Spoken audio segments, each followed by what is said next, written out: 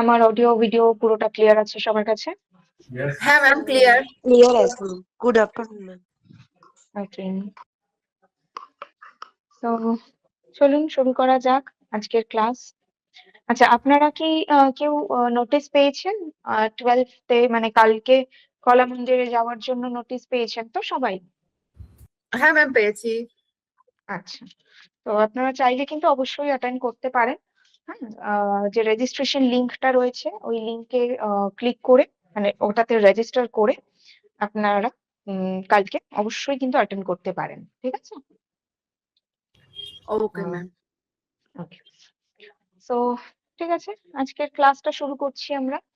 Ma'am আজকে আমরা ma'am হুম একটা অবজেকশন আছে ম্যাম, সেটা হচ্ছে হুম, গিয়ে ম্যাম আমি দুটো ক্লাস না পাইনি আপনার, মানে আমার এমনই ডিস্টার্ব হয়েছিল, এখানে কোনো লিঙ্কই আসছিল না, আমি জয়েনই হতে পারিনি। আপনার এই আচ্ছা, গত 3 তারিখ আর 7 তারিখের ক্লাস আমি পাইনি ম্যাম, যদি একটু রিভিশন করিয়ে দেন একটা সময় করে তাহলে খুব ভালো হয়, অন্য 3 দিন হোক। তারিখে তো বোধহয় আপনাদের প্রফেশনাল স্কিল ডেভেলপমেন্টের ক্লাস ছিল। আর 7 তারিখ মানে আগের শনিবারটা, তাই তো? সেই হ্যাঁ, দিনকে আমরা কোন ক্লাস সাত করেছিলাম? তারিখ মনে তাহলে ম্যাম, আছে? 2 তারিখ মনে হয় হবে নাকি, কত তারিখ আমার ঠিক মোট কথা, আমি দুটো ক্লাস আপনার পাইনি। 4 তারিখ ম্যাম, 4 তারিখ। আচ্ছা আচ্ছা, 4 তারিখ। হ্যাঁ, ওই ক্লাসগুলো এমনিতে অ্যাকচুয়ালি এখনো আপডেটও হয়নি। আপডেট হলে আপনি তাহলে বুঝতে পারতেন। আমরা হ্যাঁ আগের ম্যাম। দিনকে ওই ক্লাসগুলোতে বেসিক্যালি ওই ফিভার ম্যানেজমেন্ট বা ইমিউনিটির ওপরেই ক্লাসগুলো করেছিলাম। তো রিভিশন তো এইভাবে করানো যাবে না, ক্লাসগুলো আসুক, আগে আপনি একবার চেক করে নিন যে কোথাও কোনো প্রবলেম হচ্ছে কিনা বুঝতে, তারপরে আমরা সেটাকে কন্টিনিউ করতে পারবো, ঠিক আছে? Okay ma'am, thank you, thank you. আচ্ছা আচ্ছা, আজকের ক্লাসটা শুরু করি। আজকে আপনারা অলরেডি দেখতে পাচ্ছেন যে আমরা কিডনি ডিজিজ বা ডিসঅর্ডার নিয়ে কথা বলবো। কিডনি ডিসঅর্ডার একটা খুব ইম্পর্ট্যান্ট এবং খুব সিভিয়ার একটা মেটাবলিক সিনড্রোম বলতে পারি, এবং যেটা অনেকটা পরে ডেভেলপ করে। হুম, যেরকম ডায়াবেটিস বা হাইপার টেনশন, এগুলো আমরা দেখেছি যে ভীষণ কমন। কিডনি ডিসঅর্ডার কিন্তু এতটাও কমন নয়। হুম, অনেকটা রেয়ার বলতে পারি কিডনির। কি হয় এখানে, যে আমরা কিছুটা আমরা জেনেছিলাম হিউম্যান বডি পড়ার সময়, কিডনি সম্পর্কে কিছুটা জেনেছিলাম যে কিডনি কোথায় থাকছে। আমাদের ব্যাক সাইডে এই যে স্পাইনটা থাকে, এই স্পাইনের দুটো সাইডে কিডনিটা থাকে। কিডনিটা দেখতে অনেকটা রাজমা বিনের মতন দেখতে হয়, রাজমার মতন, সেই জন্য রাজমাকেও আবার ইংলিশে বলা হয় কিডনি বিনস।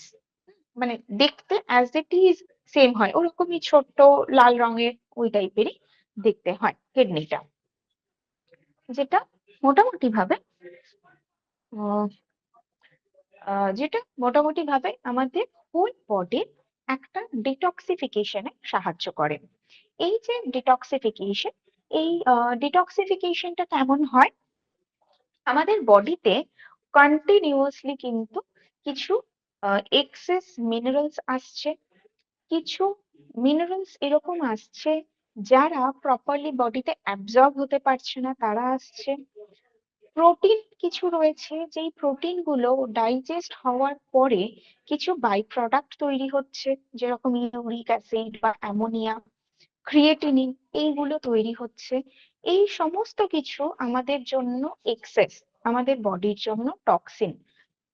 এই টক্সিনটাকে শরীর থেকে বের করে দিতে সাহায্য করে এই কিডনি।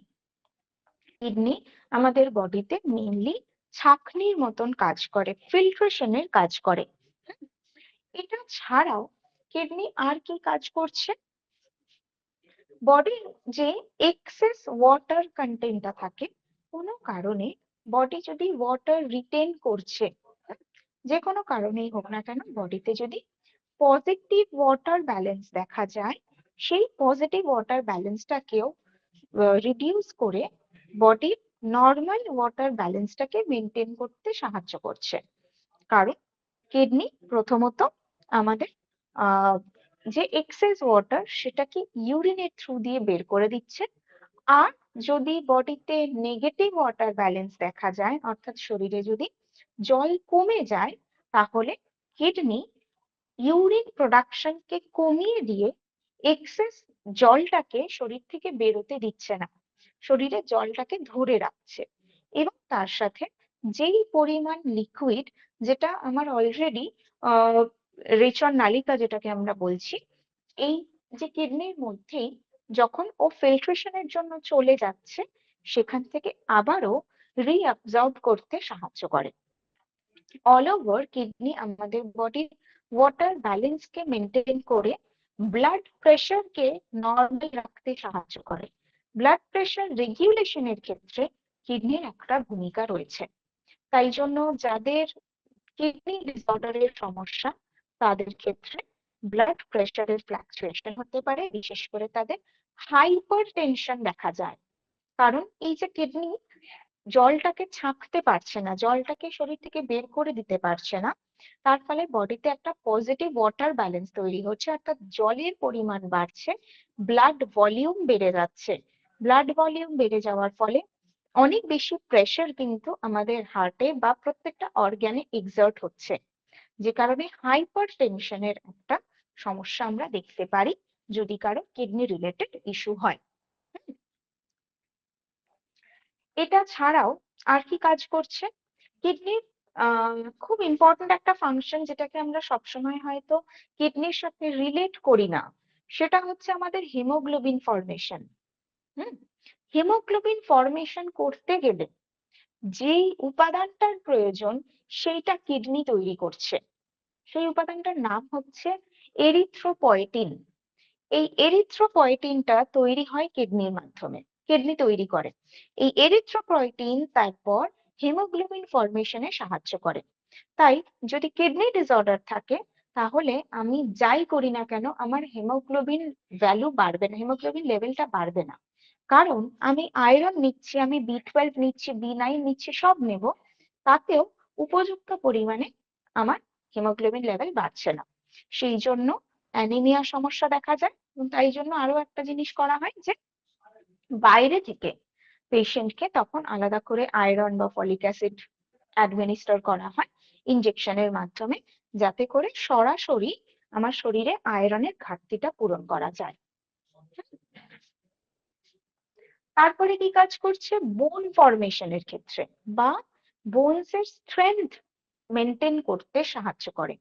কারণ আমরা ভিটামিন যখন পড়েছিলাম, তখন আমরা দেখেছিলাম এই যে ভিটামিন ডি সিনথেসিস করতে গেলে একটা মেজর পার্ট নিচ্ছে কিডনি। কিডনিতেই কিন্তু অ্যাকচুয়ালি ভিটামিন ডি এর অ্যাক্টিভ ফর্ম সেটা তৈরি হচ্ছে এবং তারপরে সেটা লিভারে এসে স্টোর হচ্ছে, কিন্তু অ্যাক্টিভ ফর্ম যেটা তৈরি হয় সেটা আমার কিডনিতে। তাই যখন ভিটামিন ডি অ্যাক্টিভ ফর্ম তৈরি হবে, ভিটামিন ডি সিনথেসিসটা প্রপার হবে, সেটাই ক্যালসিয়াম অ্যাবজর্ব করতে সাহায্য করবে এবং আলটিমেটলি আমাদের বোন হেলথকে স্ট্রেংথেন করবে। তাই আগেইন যদি কিডনি ডিসঅর্ডার হয়, আমার বোন রিলেটেড কমপ্লিকেশন শুরু হবে। হাড়ের ব্যথা, পায়ের ব্যথা, অস্টিওপোরোসিস, অস্টিও আর্থ্রাইটিস এর মতন সমস্যা কিন্তু আস্তে আস্তে দেখা যাবে। নেক্সট কি, কিডনি যেহেতু আমাদের এই যে এক্সেস টক্সিনস যেগুলো রয়েছে, এক্সেস ফ্লুইড গুলোকে শরীর থেকে বের করে দিতে সাহায্য করে। তাই যদি কিডনি কাজ না করে, তাহলে এক্সেস ফ্লুইড শরীর থেকে বেরোচ্ছে না, তখন ইডিমা দেখা যাবে, অর্থাৎ হাত পা ফুলতে শুরু করবে, মুখ ফুলে যাবে, ওয়াটার রিটেনশন হবে। নেক্সট, টক্সিন বের করতে সাহায্য করছিল, ক্রিয়েটিনিন, ইউরিক অ্যাসিড, এগুলোকে বের করে দিতে সাহায্য করছিল। যে মুহূর্তে কিডনি তার কাজটা করবে না, আমার ক্রিয়েটিনিন ভ্যালু বেড়ে যাবে, কিডনি ডিসঅর্ডার আরো বাড়তে থাকবে, বডিতে টক্সিন তৈরি হবে এবং ক্রিয়েটিনিন ভ্যালু যত বাড়বে, কিডনি ফেলিওরের চান্স তত বাড়তে থাকবে। ইউরিক অ্যাসিড বেড়ে গেলে কি হচ্ছে? গাউটের প্রবলেম রাইজ করবে। তো গাঁটে ব্যথা, গাউটকে অ্যাকচুয়ালি বাংলাতে আমরা গেঁটে বাত বলে থাকি, অর্থাৎ গাঁটে গাঁটে ব্যথা, এগুলো বাড়তে থাকবে। এই সমস্যাগুলো কিন্তু আমরা ইউজুয়ালি কিডনির ক্ষেত্রে দেখে থাকি। এবং যদি কারো কিডনি ফেলিওর হচ্ছে, তার মানে শুধু যে এটা কিডনির ওপরে এফেক্ট করছে সেটা নয়, কিডনির সাথে সাথে আরো অনেকগুলো অর্গ্যানকে ও ডিস্টার্ব করে। এই হাই ব্লাড প্রেশারের জন্য, এই ওয়াটার এক্সেস ওয়াটার রিটেনশনের জন্য আমার হার্ট এফেক্টেড হচ্ছে এবং আমার লাংস এফেক্টেড হচ্ছে, যার ফলে ওভারঅল হেলথ ডিটোরিয়েট করে এবং মানুষের এটার কারণে মানুষের মৃত্যু পর্যন্তও হতে পারে। ঠিক আছে, এইটুকু বোঝা গেছে? এটার মধ্যে কোনো প্রশ্ন কারণ? না ম্যাম। গুড। এরপরে যদি আমরা দেখি কিডনি ম্যাম হাইপারটেনশন একটু বলবেন। হাইপারটেনশন হচ্ছে যেহেতু কিডনি ইউরিন প্রডিউস করছে, ফলে শরীরের যে এক্সেস ওয়াটার সেটা শরীর থেকে বের করে দিতে সাহায্য করে ইউরিন প্রোডাকশনের মাধ্যমে। যখন কিডনি কাজ করতে পারবে না, তার ফলে ইউরিন প্রোডাকশন হচ্ছে না, শরীরে জল ধরে রাখছে শরীর, এবং এই যে অতিরিক্ত জল হয়ে গেল, এই জল মানে কি, সেটা ব্লাডের মধ্যেও তো তার লিকুইডিটি বাড়িয়ে দিচ্ছে, তার কনসিস্টেন্সিটাকে বাড়িয়ে দিচ্ছে। ফলে এক্সেস ব্লাড ভলিউম হয়ে যাওয়ার কারণে ওই যে এক্সেস ব্লাড সেটা প্রত্যেকটা অর্গানে গিয়ে ধাক্কা মারবে। কারণ প্রতিটা অর্গানে তো তাকে যেতে হবে, অতটা জল কোথায় ধরে রাখবে। তার ফলে যেরকম ইডিমা হচ্ছে, একই রকম ভাবে হাইপারটেনশন হচ্ছে, কারণ এই যে এক্সেস ব্লাড সেটা আমার প্রতিটা অর্গানে ধাক্কা মারছে, আমার হার্টের মধ্যে এক্সট্রা প্রেসার এক্সার্ট করছে। ঠিক আছে, ম্যাডাম বোঝা গেল? এটার জন্য কি অ্যাজমা ডেভেলপ করতে পারে? পারে, এই যে লাংস এফেক্টেড হবে তার কারণে। তার জন্য অ্যাজমা ঠিক নয়, অ্যাজমা তো ইউজুয়ালি অ্যালার্জি থেকে হয়, অ্যাজমা নয়, কিন্তু রেসপিরেটরি প্রবলেমস আসতে পারে, মানে শ্বাসকষ্ট বা হাঁপানি, এটা কিন্তু নর্মালি হতে পারে, শুধুমাত্র অ্যালার্জি থেকে হবে তা নয়। Thank you madam. আচ্ছা, এরপরে যদি আমরা কিডনির কিছু কমন ডিসঅর্ডার দেখে থাকি, তাহলে কি হয়, একটা হচ্ছে কিডনিতে যদি কোনো ইনফেকশন হয় সেটা দেখতে পারি, কিডনি স্টোন দেখতে পারি, এবং ম্যাক্সিমাম যেটা দেখা যায় সেটা হচ্ছে এই যে কিডনি যে ফিল্ট্রেশন করছে, কিডনির তো অনেকগুলো পার্ট থাকে, বাউম্যান ক্যাপসুল থাকে, গ্লোমেরিউলাস থাকছে। এই যে গ্লোমেরিউলাস, যেখানে অ্যাকচুয়ালি কিডনির ফিল্ট্রেশন হয়, মানে জলের বা ফ্লুইডের ফিল্ট্রেশন হয়, সেইখানে কিডনি যদি কাজ না করে, তাহলে ওই ফ্লুইড, টক্সিনস সব ওই গ্লোমেরিউলাসের মধ্যে জমে যায়। সেটা জমে গিয়ে সেখানে একটা ইনফ্লামেশন তৈরি করতে পারে, যেটাকে আমরা বলে থাকি গ্লোমেরিউলো নেফ্রাইটিস। এটাকে ভেঙে ভেঙে বলছি আমি। আচ্ছা, আর কি সমস্যা দেখা যায় কিডনির ক্ষেত্রে? এন্ড স্টেজ রেনাল ডিজিজ বা এন্ড স্টেজ কিডনি ডিজিজ, অর্থাৎ কিডনি ফেলিয়ার হয়ে গেছে যখন। এই কিডনি ফেলিয়ারটা প্রথমেই হয় না, তার আগে অনেকগুলো ডিসঅর্ডার বা ডিজিজ বা কমপ্লিকেশনস দেখা যায়, সেটাকে যখন আমরা ঠিক করতে পারি না, তখন এন্ড স্টেজ রেনাল ডিজিজ আসে। কিডনি স্টোন দেখতে পারি, ডায়াবেটিকের ক্ষেত্রে দেখা যেতে পারে ডায়াবেটিক নেফ্রোপ্যাথি, অর্থাৎ ডায়াবেটিসের কারণে এই যে এক্সেস সুগার যেটা আমার ইউরিনের সাথে বেরোচ্ছে, তো এই এক্সেস সুগারটা যখন কিডনির উপরে প্রেসার ক্রিয়েট করছে, তার ফলে সেখানেও আমরা দেখতে পারি ডায়াবেটিক নেফ্রোপ্যাথি। ডায়াবেটিক নেফ্রোপ্যাথিতে আরো একটা কমপ্লিকেশন তৈরি হয়, সেটা হচ্ছে প্রোটিন। শরীর প্রোটিনকে ভালোভাবে অ্যাবজর্ব করতে পারে না, এবং শরীর থেকে ইউরিনের মাধ্যমে প্রোটিন বেরিয়ে যেতে থাকে। হয়তো এই কথাটা আমরা কেউ কেউ শুনেছি যে ইউরিনের সাথে প্রোটিন বেরোচ্ছে, তাই প্রোটিন খাওয়া কমিয়ে দাও, এরকম কথা অনেক সময় শোনা যায়। অ্যাকচুয়ালি প্রোটিন খাওয়া কমিয়ে কোনো লাভ নেই, আমাকে এটা দেখতে হবে কিডনি ঠিক মতো কাজ করছে না, তাই কিডনিকে বেটার করার জন্য যা যা করার কথা সেটা করতে হবে। প্রোটিন খাওয়া কমিয়ে লাভ নেই, কারণ প্রোটিন যে বেরোচ্ছে এটা আপনাকে একটা সিমটম দিচ্ছে যে আপনার কিডনি ঠিক নেই। কিডনির মেজর যে প্রবলেম বা মেজর যে ডিজিজ গুলো আমরা দেখতে পাই, সেটাকে আমরা দুটো ভাগে ভাগ করে নিতে পারি। একটা অ্যাকিউট কিডনি ডিজিজ বা অ্যাকিউট রেনাল ডিজিজ।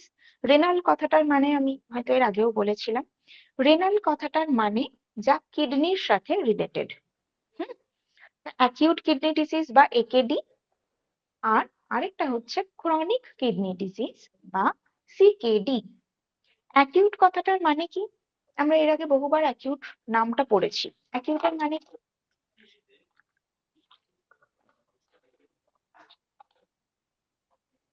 কারণ মনে নেই? অর্জিত, যা অর্জন করা বা যা আছে। না, সেটা হ্যাঁ। অ্যাডাপটিভ, অ্যাকোয়ার্ড যেটা বলছেন that means acquired or adaptive. হচ্ছে ম্যাডাম রোগের প্রাথমিক অবস্থা প্রাথমিক যেটা নয়, না প্রাইমারিও নয়। অ্যাকিউট মানে হচ্ছে সিভিয়ারিটি, হঠাৎ করে হবে, সাডেন বাট সিভিয়ার, এটা হচ্ছে অ্যাকিউট বোঝায়। তো অ্যাকিউট কিডনি ডিজিজ মানে হঠাৎ করেই আমার কিডনি ডিসঅর্ডার ডেভেলপ করলো। হুম, সেই হঠাৎ করে ডেভেলপ করার কারণ কি কি হতে পারে? আমি কোনো কারণে প্রচন্ড স্ট্রেস নিয়ে ফেলেছি, প্রচুর ডিপ্রেশনের মধ্যে রয়েছি বা প্রচন্ড অ্যাংজাইটির মধ্যে রয়েছি, ডাইরেক্টলি আমার কিডনি অ্যাফেক্টেড হবে। কারণ আমি যত বেশি স্ট্রেসের মধ্যে থাকবো, আমার অ্যাড্রিনাল গ্ল্যান্ড তত কাজ করবে। অ্যাড্রিনাল গ্ল্যান্ড কোথায় রয়েছে? কিডনির ওপরে, কিডনির সাথে কানেক্টেড হচ্ছে অ্যাড্রিনাল গ্ল্যান্ড। তাই জন্য আমি যত বেশি স্ট্রেস নেব, যত বেশি আমার অ্যাড্রিনাল গ্ল্যান্ড কাজ করবে, আমার কিডনির কার্যক্ষমতা তত কমতে থাকবে। কিডনি ডিজিজ বা কিডনি পেশেন্টদের ক্ষেত্রে এই কথাটা খুব শোনা যায় যে কিডনি ছোট হয়ে গেছে বা কিডনির সাইজটা ছোট হয়ে গেছে। এটার মানে হচ্ছে তাদের এক্সেসিভ স্ট্রেস, অ্যাড্রিনাল গ্ল্যান্ড কাজ করার কারণে কিডনি স্কুইজ হতে থাকে এবং তার কারণে একটা সময় গিয়ে কিডনি ফেলিওর পর্যন্ত হয়। এটা একটা একেআই এর বা অ্যাকিউট কিডনি ডিজিজের একটা কারণ বলতে পারি।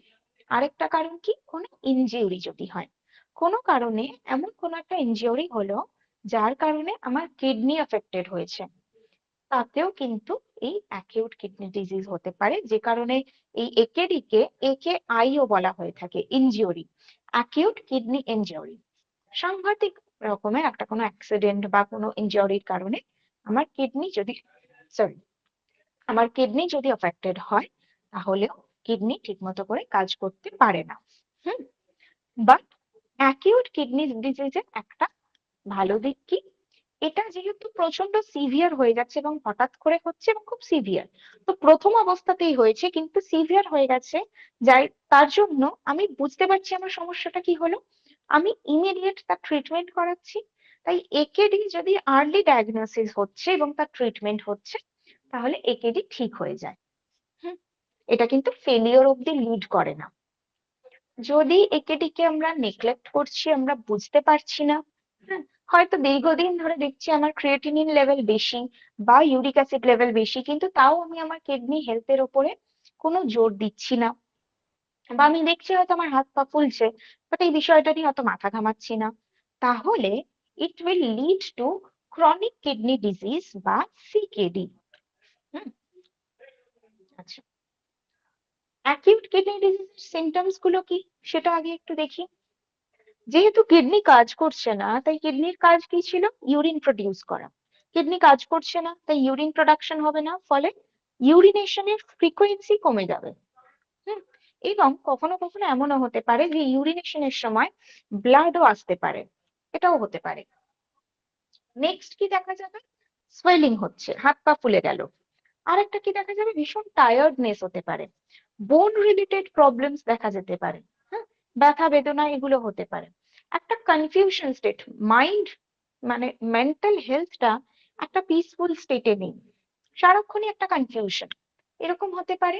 এবং আমার পেন আসতে পারে, ব্যাক সাইডে পেন হতে পারে, রাইট সাইডে, ব্যাকের রাইট সাইডে পেন হতে পারে, অথবা চেস্ট পেন হতে পারে, কারণ হাইপারটেনশন, প্রেশারটা বেড়ে গেছে, এটাও একটা সিমটম আমরা দেখি, প্রেশারটা খুব বেড়ে গেছে। এবং চেস্ট পেনের একটা সমস্যা দেখা যেতে পারে। চেস্ট পেন মিনস একটু লেফট সাইড, মানে middle to central to left, এই সাইডে, অর্থাৎ সেন্ট্রালি চেস্ট পেন, সেন্ট্রালি যে চেস্ট পেন হয় সেটা কিন্তু আমাদের হার্টের সাথে কানেক্টেড, সেইখানে পেন হচ্ছে, এইরকম প্রবলেমস গুলো দেখা যেতে পারে।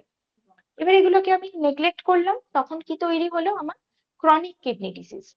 ক্রনিক কথাটার মানে কি? এটা সাডেন নয়, এটা লং টাইম, শর্ট টাইমে এটা হয়নি, লং টাইমে হয়েছে, এবং তার সিভিয়ারিটিটা প্রথম থেকেই আমরা বুঝতে পারি না, সেই জন্য chronic kidney disease often leads to kidney failure. Chronic kidney ডিজিজের কারণ হিসাবে আমরা কি দেখি?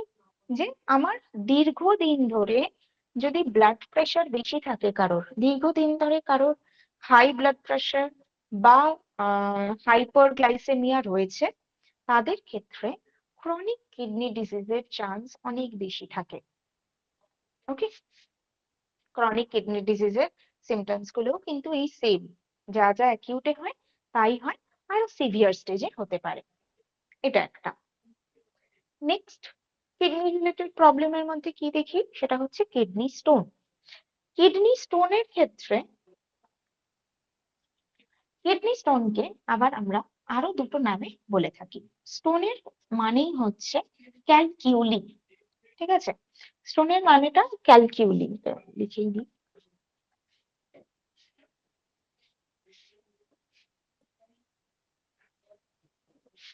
তো একে অনেক সময় আমরা রেনাল ক্যালকিউলি বলে থাকি। ওকে, যেহেতু কিডনির সাথে রিলেটেড তাই রেনাল ক্যালকিউলি। একে আরেকটা নামও দেওয়া হয়, ইউরোলিথিয়াসিস।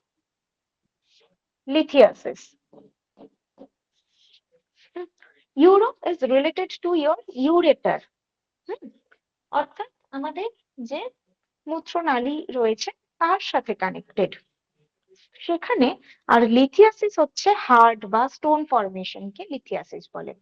স্টোন যদি সেখানে থাকে তাহলে আমরা ইউরোলিথিয়াসিস বলে থাকি। কেন হয় এই স্টোনটা? এখানে এই যে অংশটা, এই অংশটা হচ্ছে গ্লোমেরিউলাস, ঠিক আছে? গ্লোমেরিউলাসে যদি কিডনি প্রপারলি ফাংশন করতে পারছে না, অর্থাৎ কিডনি যদি প্রপারলি ফিল্টার করতে না পারে, তাহলে কি হবে, আমার যে টক্সিনস গুলো সেগুলো এক জায়গায় জমাট বাঁধতে থাকবে এবং জমাট বেঁধে সেটা স্টোনের আকার ধারণ করবে। ঠিক ইউরিক অ্যাসিড এর ক্ষেত্রেও যেরকম হতো, বা গল ব্লাডারের ক্ষেত্রেও যেরকম পড়েছিলাম, গল স্টোনের ক্ষেত্রে, কিডনি স্টোনের ক্ষেত্রে তাই। এই কিডনি স্টোনকে আমরা মানে মেইনলি দু রকমের কিডনি স্টোন আমরা দেখে থাকি। অনেকগুলো কিডনি স্টোন হয়, কিন্তু তার মধ্যে আমরা মেজরলি দুটো রকমের কিডনি স্টোন দেখে থাকি। একটা হচ্ছে ক্যালসিয়াম স্টোন, অর্থাৎ ক্যালসিয়াম অক্সালেটেড স্টোন। আরেকটা হচ্ছে uric acid stone. Uric acid জমে জমে হচ্ছে, অথবা ক্যালসিয়াম যখন নিচ্ছি সেই ক্যালসিয়ামটা যদি বডি প্রপারলি অ্যাবজর্ব করতে পারছে না, তার সাথে যদি অক্সালেট আমরা অনেক বেশি পরিমাণে নিই, অর্থাৎ অক্সালিক অ্যাসিড যদি বেশি পরিমাণে নিই, তাহলে সেইটা ক্যালসিয়াম অক্সালেট তৈরি করছে এবং আমাদেরকে এই সমস্যা দিচ্ছে। কিডনি স্টোনের কারণ হিসেবে কি বলা যায়? Simply dehydration. বডিতে যদি জল না থাকে, কারণ টক্সিনস কিন্তু আমাদের কমছে না, কিন্তু সেই টক্সিনস গুলোকে ফ্লাশ আউট করার জন্য জলের প্রয়োজন। বডি যদি ডিহাইড্রেটেড হয়, কি কি কারণে বডি ডিহাইড্রেটেড হতে পারে? এক হচ্ছে আমাদের ক্লাইমেট। আমরা এমন একটা ক্লাইমেটে থাকি যেখানে প্রচন্ড সোয়েটিং হচ্ছে, সেই অনুপাতে আমরা ওয়াটার ইনটেক করছি না, তাহলে হতে পারে। নেক্সট হচ্ছে হয়তো আমার ইউরিন বা ওয়াশরুম যাওয়ার দরকার আছে, কিন্তু আমি যেই জায়গাতে রয়েছি সেই জায়গায় হয়তো সেই অ্যাভেলেবিলিটি নেই, তার ফলে আমাকে অনেকক্ষণ ধরে ইউরিন চেপে রাখতে হচ্ছে, তার কারণে হতে পারে। এটা যদি কারোর দীর্ঘদিনের এই অভ্যেসটা থাকে তাহলে হতে পারে। নেক্সট কি, আমি যদি নর্মালি জল কম খাই, আমার ক্লাইমেটের কোনো সম্পর্ক নেই, আমি যদি এমনিতেই জল কম খাই তাহলেও এই প্রবলেমটা হতে পারে।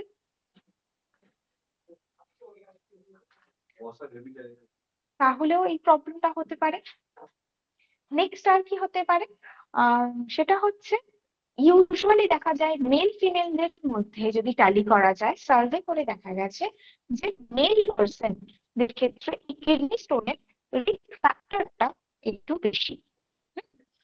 তো এটাই কিডনি স্টোনের ক্ষেত্রে আমরা মেজর রুট কজ বলে থাকতে পারি, that is the negative water balance. Okay, এবং সেই জায়গা থেকে যদি আমরা এরকম কোনো খাবার নিচ্ছি, অর্থাৎ অ্যানিমাল প্রোটিন বেশি নিচ্ছি, তার ফলে আমাদের ইউরিক অ্যাসিড বা ক্রিয়েটিনিন জেনারেশন বেশি হচ্ছে। আমরা যদি ক্যালসিয়ামের সাথে অক্সালিক অ্যাসিডকে মিক্স করে নিচ্ছি, ফলে ক্যালসিয়াম অক্সালেট ফর্মেশন বেশি হচ্ছে, তার জন্যও কিডনি স্টোন হতে পারে। এটা বোঝা গেল? এইটুকু ক্লিয়ার সবার? ওকে, Yes, ma'am. Very good. আচ্ছা, এরপরে এখানে যখন আমরা স্টাডি করব তখন দেখতে পারবো যে ক্যালসিয়াম অক্সালেট স্টোন হওয়ার সাথে কি কি ধরনের ফুড কানেক্টেড রয়েছে সেটা দেখতে পারবো। ক্যালসিয়াম ফসফেট স্টোনও থাকে, স্ট্রোভাইট স্টোনস থাকে। স্ট্রোভাইট স্টোনসটা মেজরলি কিন্তু আমরা মহিলাদের ক্ষেত্রে দেখতে পাই, কারণ মহিলাদের ক্ষেত্রেই ইউটিআই এর চান্স বেশি থাকে, অর্থাৎ ইউরিনারি ট্র্যাক্ট ইনফেকশন, এই চান্সটা মহিলাদের ক্ষেত্রে বেশি থাকে, যে কারণে এই স্ট্রোভাইট স্টোনস হওয়ার যে রিস্কটা সেটাও মহিলাদের মধ্যে বেশি দেখা যায়। এবং লাস্ট হচ্ছে ইউরিক অ্যাসিড স্টোন। এই কয়েকটা প্রবলেম আমরা দেখতে পাই। নেক্সট কমপ্লিকেশন কি? That is glomerulonephritis. এটাকে যদি ভেঙে নিই তাহলে কি কি আসবে নামটার মধ্যে?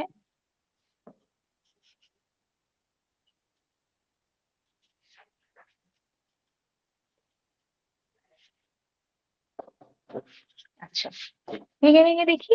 গ্লোমেরিউলাস থেকে এসেছে এই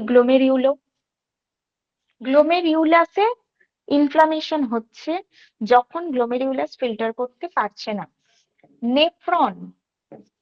নেফ্রাইটিস ইজ রিলেটেড টু নেফ্রনস, যেটা কিডনির ফাংশনাল ইউনিট, মানে এই নেফ্রনের মাধ্যমেই কিডনি কাজ করে, কিডনি ফিল্টার করে নেফ্রন। এবং আইটিস মানে ইনফ্লামেশন। সো গ্লোমেরিউলাসের নেফ্রনের মধ্যে যখন due to lack of filtration toxins বা লিকুইডের ইনফ্লামেশন হয়, সেই অবস্থাটাকে আমরা বলি গ্লোমেরিউলোনেফ্রাইটিস। যেটা আমরা এখান থেকে দেখতে পাচ্ছি যে এই জায়গাটা একদম পরিষ্কার, একদম নর্মাল। ঠিক যেই মুহূর্তে এইখানে গ্লোমেরিউলাস কাজ করছে না ঠিক করে, তখনই এই জায়গায় এই গ্লোমেরিউলাসের মধ্যে একটা ইনফ্লামেশন তৈরি হচ্ছে। যখন গ্লোমেরিউলোনেফ্রাইটিস হয় তার কারণেও কিন্তু এই গ্লোমেরিউলি গুলো বা গ্লোমেরিউলাস ড্যামেজ হয়ে যাচ্ছে। ড্যামেজ হওয়ার কারণে ফার্দার কিডনি ফেলিওরের রিস্কটা আরো বেড়ে যায়, কারণ আর তো ফিল্টার হওয়ার চান্সই পাচ্ছে না, ফলে তখন কিডনি ড্যামেজ হওয়ার চান্সটা আরো বেড়ে যায়। এবার যদি কারোর এই যে কমপ্লিকেশনস গুলো, এগুলোকে যদি প্রথম থেকে ট্রিট না করা হয়, তখন তার ফাইনালি কিডনি ফেলিওরের দিকে আসে। কিডনি যখন ইউজুয়ালি আমাদের দুটো কিডনিজ রয়েছে এবং দুটো কিডনি একই রকম ভাবে কাজ করে চলেছে, একটা না পারলে আরেকটা সেই কাজটাকে ম্যানেজ দেওয়ার চেষ্টা করছে। যদি দুটো কিডনিতেই আমাদের এই ড্যামেজেস তৈরি হয় এবং সেটা যদি 90% হয়ে যায়, তখন করতে হয় কি ডায়ালিসিস, বা 80% ওপর হলেও কিন্তু ডায়ালিসিস করা হয়ে থাকে। এই ডায়ালিসিসটা কি? কিডনি যে কাজটা করছিল ন্যাচারালি, সেইটাকেই একটা মেশিনের সাহায্যে আর্টিফিশিয়ালি করানো, অর্থাৎ এই ফিল্ট্রেশনটাকে আর্টিফিশিয়ালি করানো, সেই পদ্ধতিটাকে আমরা বলে থাকি ডায়ালিসিস।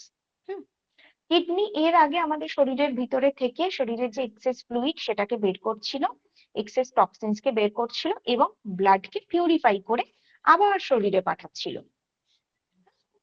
যখন আমরা ডায়ালিসিসের প্রসিডিওর ফলো করছি, এই ডায়ালিসিসের মধ্যেও আবার দু রকমের ডায়ালিসিস আমরা দেখে থাকি। একটা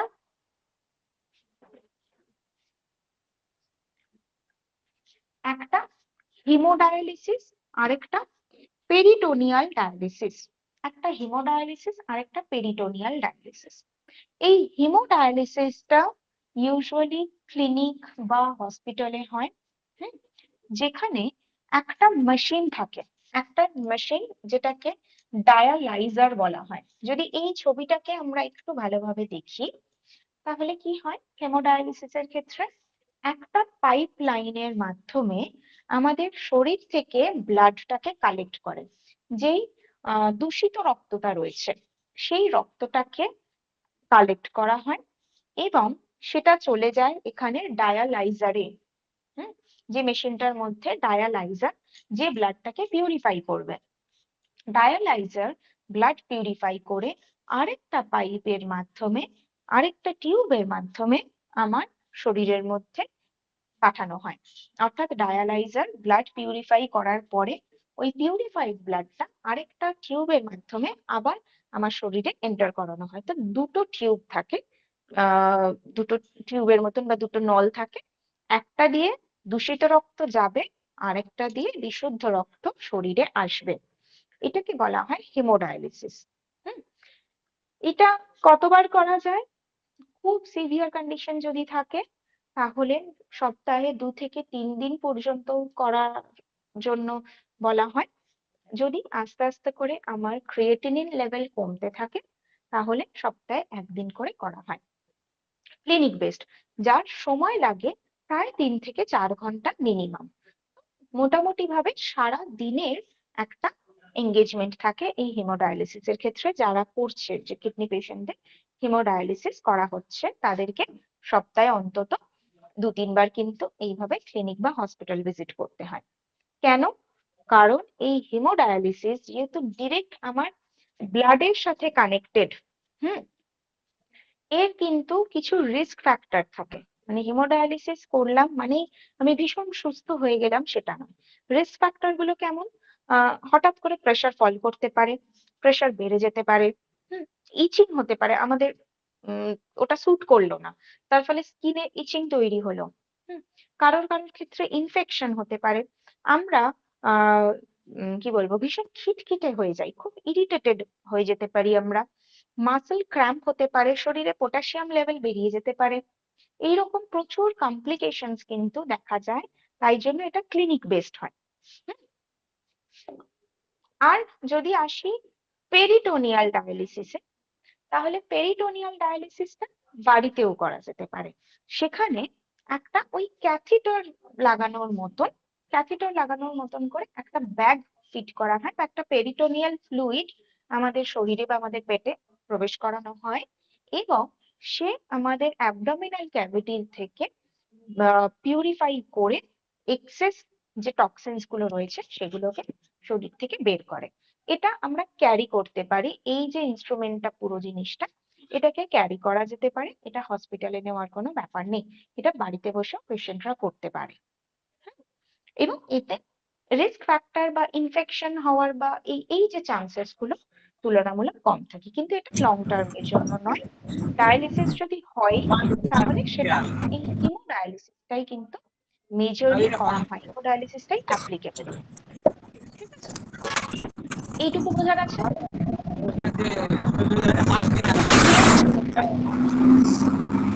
কেউ কিছু বলছেন কি? কারণ ভীষণ ভয়েস ব্রেক হচ্ছে।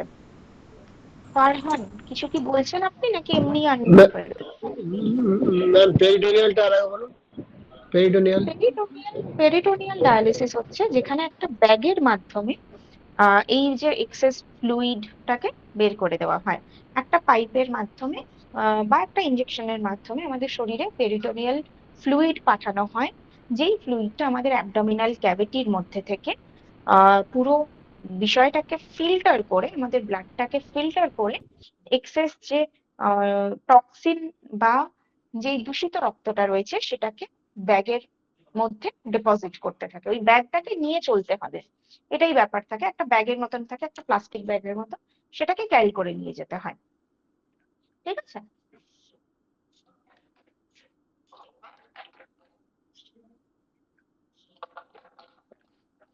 আচ্ছা।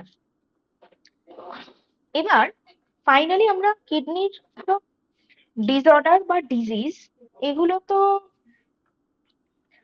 মানে বুঝলামই, ঠিক আছে, এগুলো তো জানলামই। কিন্তু আমরা বুঝবো কি করে, মানে যাদের কিডনির প্রবলেম, যেহেতু বললাম এটা খুব কমন নয়, তাহলে আমাদেরকে কিন্তু কিডনির হেলথটাকে সবসময় একটা চেকের মধ্যে রাখতে হয়। কিরকম? প্রথম হচ্ছে আমাদের ব্লাড গ্লুকোজ লেভেলটাকে চেক করতে হয়।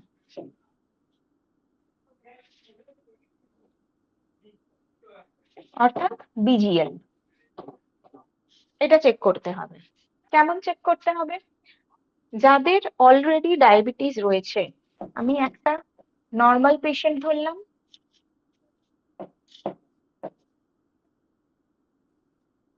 আরেকজন ডায়াবেটিক ধরলাম, ঠিক আছে? প্রথমেই নর্মালের জন্য তার HbA1c টেস্ট করতেও পারি, নাও করতে পারি। HbA1c টাকে আমরা হয়তো বছরে একবার করলাম, না করলেও কোনো অসুবিধা নেই। যেটা করতে হবে সেটা হচ্ছে FBS অর্থাৎ ফাস্টিং ব্লাড সুগার লেভেল এবং PPBS। যার নর্মাল সে ফাস্টিং এবং PPBS করতে পারে। সেটা কতদিনে করতে পারে? হয়তো 6 মাসে একবার করলো, রুটিন চেক আপের মধ্যে। তাহলে 2 per year, এটাও তাই, 2 per year করলো ফাস্টিং আর PPBS, যেটা নর্মাল রেঞ্জে থাকলে ঠিক আছে। ডায়াবেটিকের ক্ষেত্রে HbA1c করতেই হবে। কতবার করব? 3 মাসে একবার। তার মানে মোটামুটি ভাবে সারা বছরে যদি ধরি 4 বার, তাহলে 4 times per year, প্রতি 3 মাসে একবার করে করতে হচ্ছে ফাস্টিং এবং PPBS। প্রয়োজন হলে প্রত্যেক উইকে একবার, ঠিক আছে? Once in a week fasting এবং PPBS করতে পারে। যদি বাড়িতেই BGM মেশিন থাকে, মানে BGM ডিভাইস থাকে, তাহলে আমি বাড়িতেই চেক করে নিতে পারি। ওকে, এটা ডায়াবেটিকের জন্য, মানে ব্লাড সুগার লেভেল চেক করা হলো। তারপরে কি হবে? Blood pressure.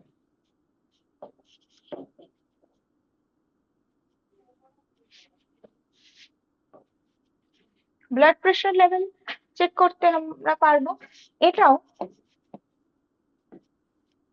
নর্মাল আর হাইপারটেনশন দুজনের জন্য যদি ধরি, তাহলে এখানে সিস্টোলিক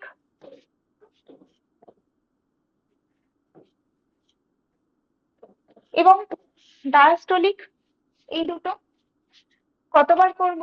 নর্মালের জন্য সিস্টোলিক এবং ডায়াস্টোলিক আমরা 3 মাসে একবার চেক করতে পারি, 6 মাসে একবার চেক করতে পারি, যেরকম আমাদের কাজের প্যাটার্ন সেইভাবে করতে পারি। যাদের অলরেডি হাইপারটেনশন রয়েছে এদের ক্ষেত্রেও once in a week check করতে হবে। অলরেডি যদি কারোর হাইপারটেনশন থাকে ওয়ান্স ইন আ উইক আমরা চেক করব, এবং সেখানে যদি অলরেডি আমরা আমাদের ডায়েট ফলো করি তাহলে অবশ্যই once in a week check করতে হবে, কারণ আমার ব্লাড প্রেশার ফল করবে, আমার ব্লাড প্রেশারের মেডিসিন নেওয়ার প্রয়োজন থাকবে না, তাই সেখানে আবারও চেক করতেই হবে। হলো, এটা গেল। এবারে স্পেসিফিক্যালি আমরা কিডনির টেস্ট হিসেবে যদি দেখি, তাহলে কি কি থাকে? একটা হচ্ছে EGFR বা estimated glomerular filtration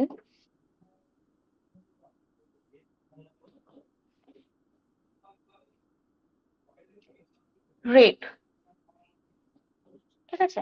estimated glomerular filtration rate, তার মানে গ্লোমেরুলাস কতটা ফিল্টার করছে তার একটা অ্যাভারেজ নেওয়া, সেইটা চেক করা যেতে পারে। কিরকম? যদি নর্মাল সিচুয়েশন হয়, এই দিক থেকে লিখি, গ্লোমেরুলাস যদি আমরা দেখি ও পার মিনিট 90 ml পার মিনিটে বা 90 ml এর থেকে বেশি পার মিনিটে ও ফিল্টার করছে, ইউরিন ফিল্টার করতে পারছে, মানে ইউরিন হচ্ছে সেটা নয়, কিন্তু এটা নর্মাল চেক আপের মাধ্যমে দেখা যায় যে আমরা কতটা আমাদের গ্লোমেরুলাস ফিল্টার করতে পারছে। তো যদি দেখা যায় পার মিনিটে ও 90 ml বা তার বেশি লিকুইড ফিল্টার করতে পারছে, দেন ইট ইজ নর্মাল। ঠিক আছে, যদি দেখা যায় এই রেঞ্জটা 91 থেকে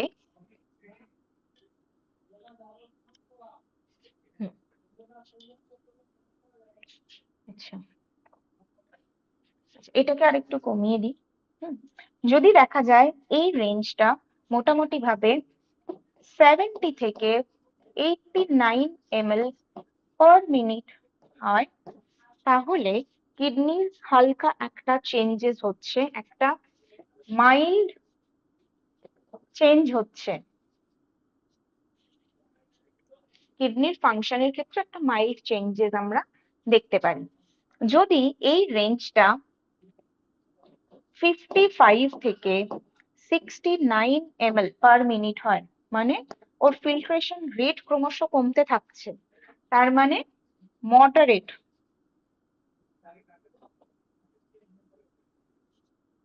কিডনি ফাংশন মডারেটলি ডিটোরিয়েট করেছে। এরপরে কি, যদি 45 থেকে 54 ml পার মিনিট হয়, তাহলে এটা সিভিয়ার হচ্ছে।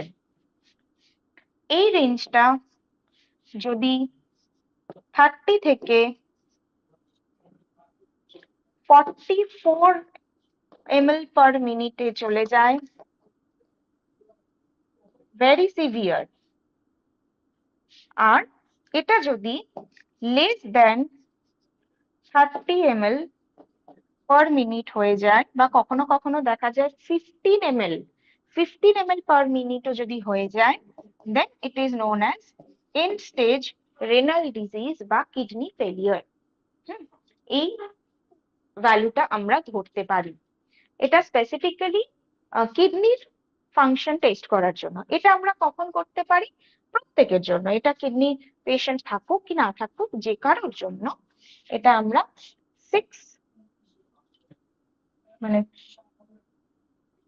once in 6 months, অর্থাৎ বছরে দুবার আমরা ইজিএফআর টেস্ট করতে পারি আমাদের কিডনি হেলথ কেমন আছে সেটা বোঝার জন্য। ঠিক আছে, এটা বোঝা গেল? এটা clear?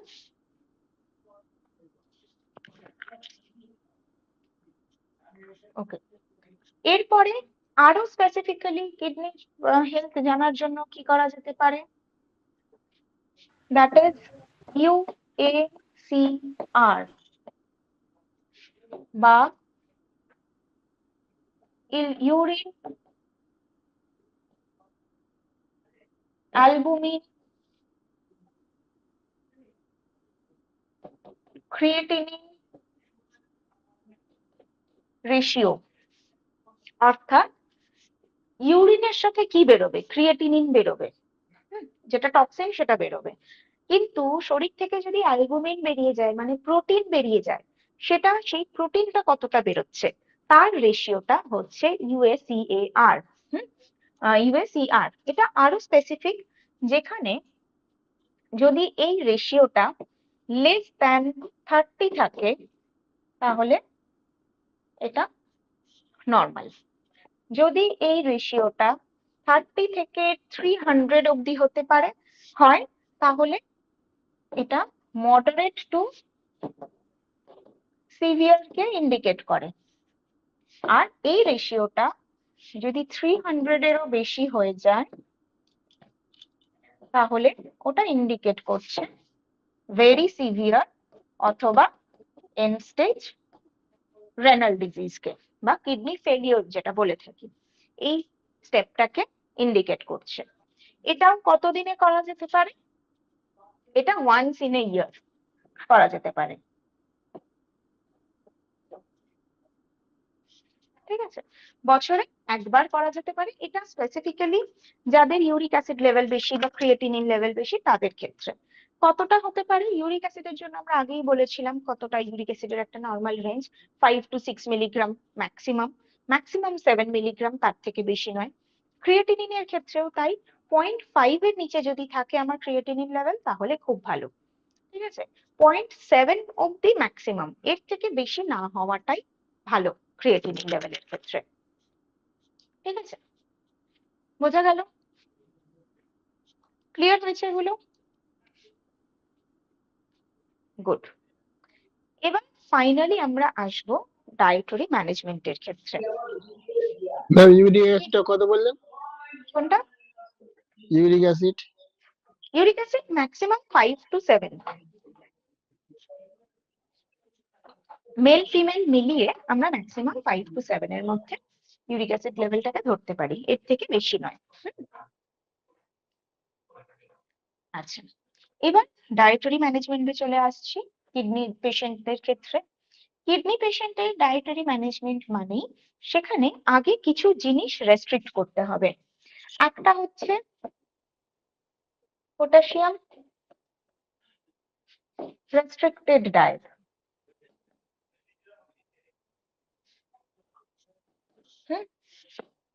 Sodium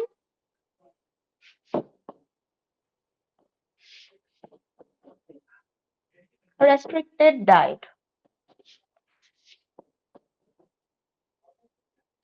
fluid restricted diet। ঠিক আছে, অনেক ক্ষেত্রে একটা ধারণা থাকে যে কিডনি পেশেন্টের প্রোটিন রেস্ট্রিকশন করতে হবে, সেটা নয়, প্রোটিন নিতে পারে, কিন্তু কোনটা নিতে হবে? নিতে পারবে না